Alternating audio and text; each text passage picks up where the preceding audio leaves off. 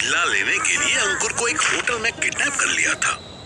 उसने अंकुर से ही रशीद को कॉल करवाकर ये कहलवा दिया था कि मन्नू अब नेक्स्ट उसी को पकड़ने आ रहा है। जैसा कि मन्नू को एक्सपेक्टेड था, रशीद रात को ही अपने घर से स्टेशन के लिए जाने लगा। पर अब प्रॉब्लम ये थी कि रशीद के साथ साथ उसके 3 भाई भी उसे बड़ी गाड़ी से स्टेशन छोड़ने के लिए जा रहे थे।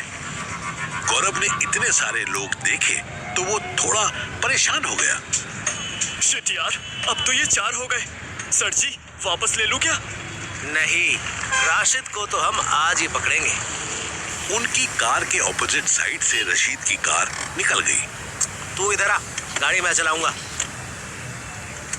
मन्नू ने तुरंत यू टर्न काटा और अपनी स्विफ्ट डिजायर उनके पीछे लगा दी। कार बुरारी से बाहर की तरफ जा रही थी। गौरव को डर लग रहा था कि मन्नू कहीं गुस्से में चारों से लड़ने ना लग जाए, क्योंकि गौरव के हिसाब से रशीद के बाकी 3 भाई बहुत स्ट्रॉन्ग थे। मन्नू उनके आगे वीक पड़ सकता था, पर मन्नू बस उनकी कार के पीछे चले जा रहा था। वो लोग संत नगर की नहर तक पहुंच गए। यहाँ से आगे लेफ्ट लेते ही रशीद की गाड़ी आउटर रिंग रोड पर आ जाती। सर जी, ये स्कॉर्पियो है क्या? पुरानी स्कॉर्पियो है। ओह नो, फिर आउटर रिंग पर आ गए ना तो हम इन्हें कभी नहीं पकड़ पाएंगे। तू चिंता कर रहा है या खुशी मना रहा है? गौरव ने कोई जवाब नहीं दिया। मन्नू ने स्पीड बढ़ाई और अपनी गाड़ी को उनके बिल्कुल पास ले आया। मन्नू स्कॉर्पियो को टक्कर मारने ही वाला था कि रशीद के भाई ने भी स्पीड बढ़ा ली और आउटर रिंग रोड पर पहुंच गया। शिट! Thank God. मन्नू ने उसे घूर कर देखा। गौरव ने मुंह खिड़की से बाहर की तरफ कर लिया। मन्नू ने भी कार आउटर रिंग रोड पर दौड़ा दी। 20 मिनट तक आगे पीछे होते हुए मन्नू रशीद की कार के पीछा करते करते न्यू दिल्ली रेलवे स्टेशन पहुंच गया। यहाँ ढेर सारा ट्रैफिक था। मन्नू रशीद की गाड़ी से बस 10 मीटर पीछे था। गौरव समझ नहीं पा रहा था कि मन्नू आखिर करना क्या चाहता है। आउटर रिंग रोड पर लाने के बाद से मन्नू ने पूरे रास्ते एक भी वर्ड नहीं बोला था। ये सस्पेंस गौरव को और परेशान कर रहा था।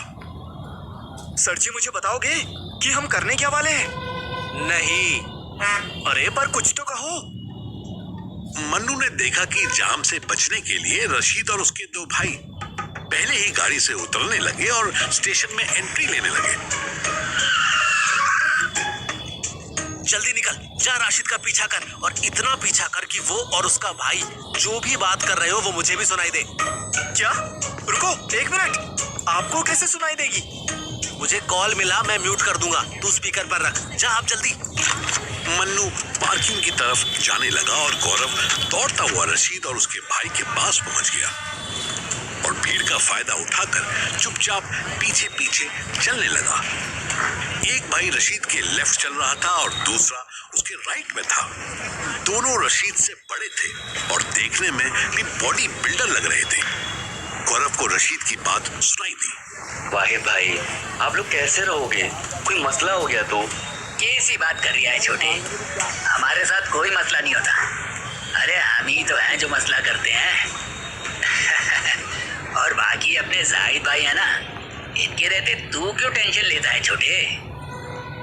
गौरव फोन के पास मुंह ले गया और धीरे से बोला, सर जी, एक वाहिद है और दूसरा जाहिद, तीसरा ये राशिद।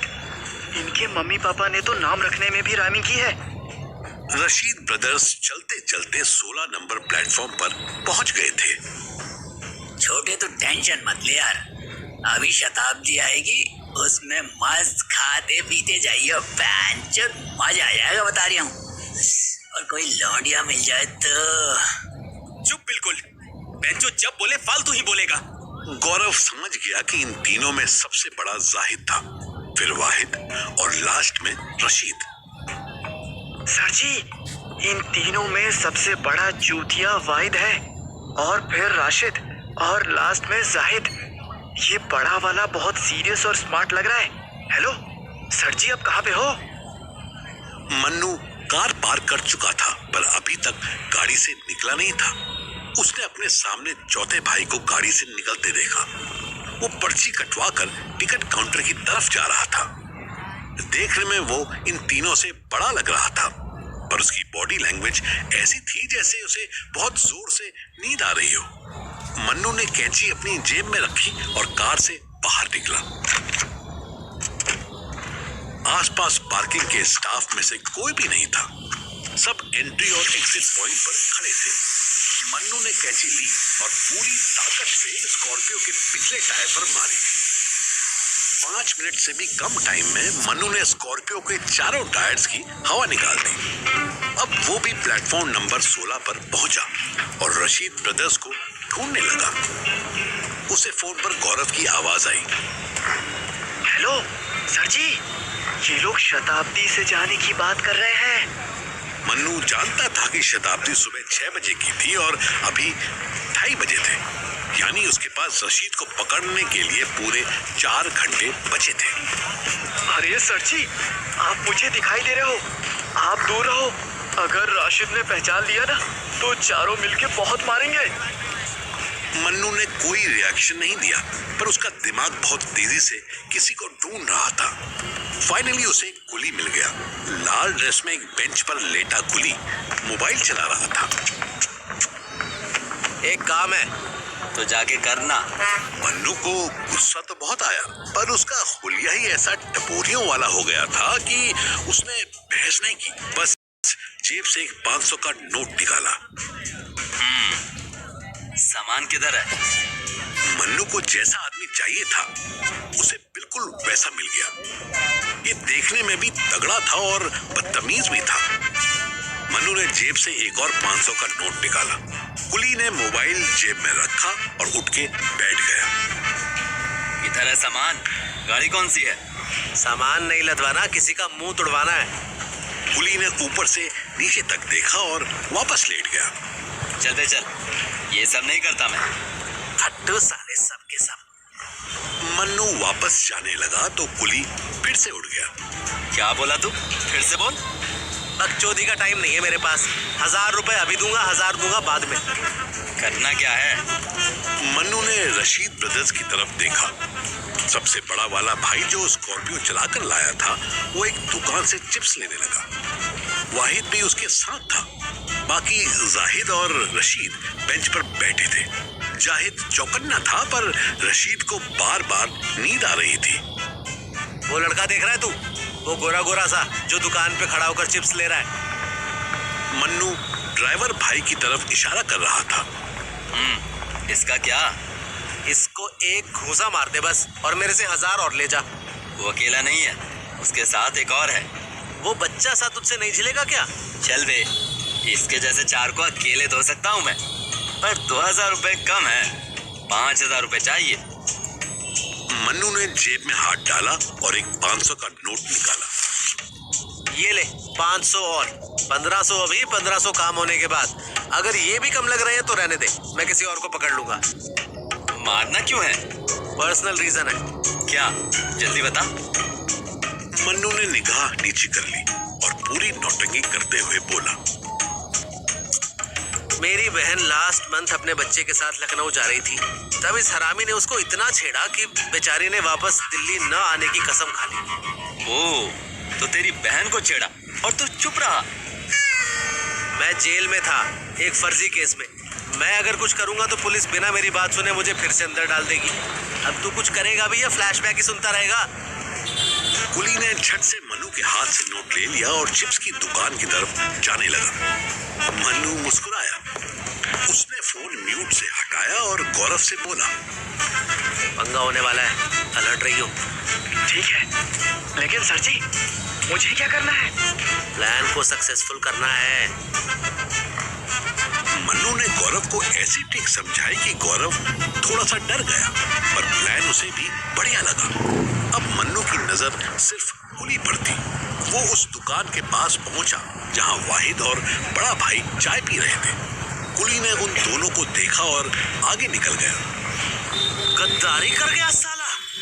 मन्नू नहीं जानता था कि ये कुली मन्नू से भी ज्यादा हरामी आदमी था। वो सीधे गया और एक ट्रेन का वेट करके अपने ही जैसे दो पुलिस के पास जाकर कुछ कहने लगा।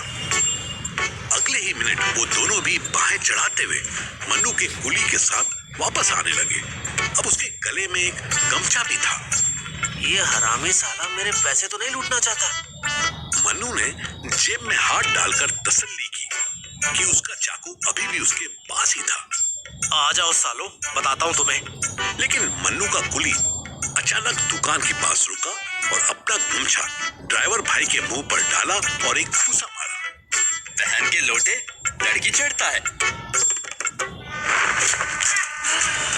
अचानक हुए इस हमले से ड्राइवर भाई के साथ साथ वाहिद भी हिल गया। भोसड़ी के मुर्शिद भाई पे हाथ उठाता है। वाहिद ने भी कुली को मारने की कोशिश की, पर वो बच गया और पीछे खड़े होते हुए कुली ने उसका हाथ पकड़ लिया। अबे यार, राशिद, वाहिद, जाहिद, मुर्शीद, लास्ट में HID लगा के जितने भी नाम पॉसिबल थे ना, वो सारे इनके माँ बाप ने रख दिया है। अचानक जाहिद की नजर पड़ी कि दो कुली उसके भाइयों को मार रहे हैं। वो भी बीच में कूद पड़ा। जाहिद ने मन्नू की कुली को उठाकर जमीन पर पटक दिया। उधर एक छोटे कुली ने वाहिद को उठाकर बेंच पर दे मारा। अचानक ऐसी फाइट होने लगी कि आसपास सोते हुए लोग भी उठकर वीडियो बनाने लगे। फाइट के साथ साथ लोगों को ढेर सारी गालियां भी सुनने को मिल रही थी। जो तेरी माँ की, तेरी मादर चुप, तुझे साले लौंडिया बाज।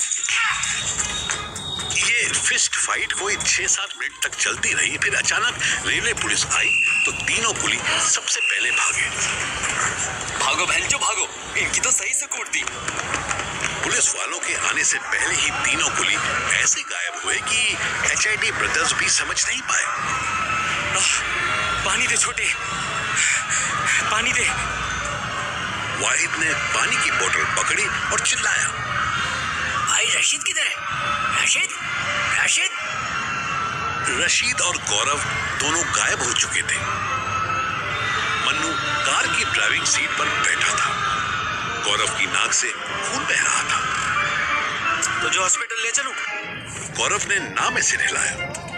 मन्नू ने भी दोबारा नहीं पूछा। उसने कार आगे बढ़ा दी।